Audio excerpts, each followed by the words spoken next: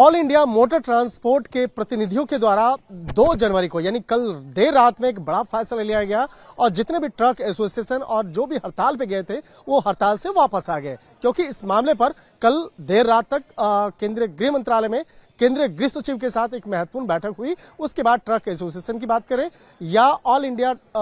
Association की बात करें, उन लोगों ने फैसला लिया कि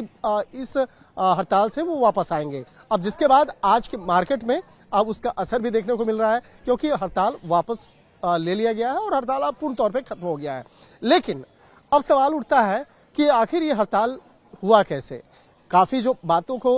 एसोसिएशन के द्वारा भी इस मामले में कबूला गया कि कई ऐसी जो धाराएं और उसके जुर्माने को लेकर काफी अफवाहें मार्केट में हुई और जिसके चलते ये हड़ताल की एक नौबत आई और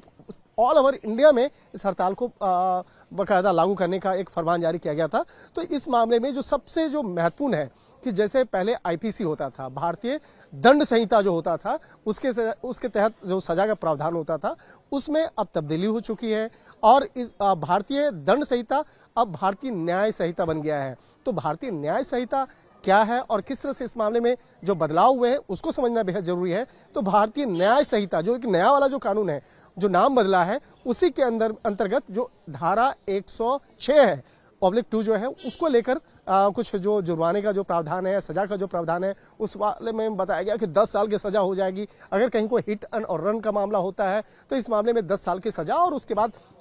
लाखों रुपया का आपको जुर्माना लग सकता है। तो इस मामले को एक अफवाह के तौर पे फैलाया गया, लेकिन बाद में जब एसोसिएशन के लोग केंद्रीय गृह मंत्रालय पहुंचे तो उन्हें बताया गया कि ऐसा कोई सजा का प्रावधान नहीं है, ना ही ऐसा जुर्माने का प्रावधान है, क्योंकि इस मामले पर जो सजा होती है वो कोर्ट फैसला करता है और फैसला कोर्ट उस मामले पर निर्भर करता है कि वो कितना अधिकतम सजा करेगा या नहीं करेगा या कितना सजा करना है, वो कोर्ट के अधीन होता है। और अभी तक ये कानून लागू भी नहीं हुआ है, क्योंकि इस मामले पे हमारे सूत्र बताते हैं कि 26 जनवरी के पहले तक इस कानून को लागू किया जाएगा। लेकिन लागू करने से पहले जो ऑल इंडिया ट्रांसपोर्ट एसोसिएशन के जो प्रतिनिधि हैं उनसे बाकायदा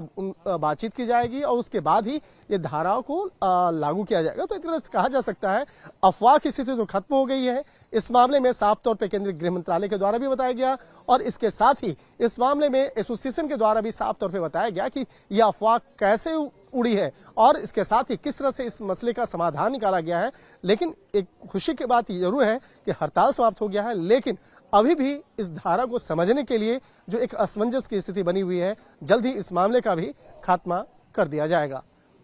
वीडियो जर्नलिस्ट मनमोहन सिंह के साथ शंकर आनंद, न्यूज़ 18 दिल्ली।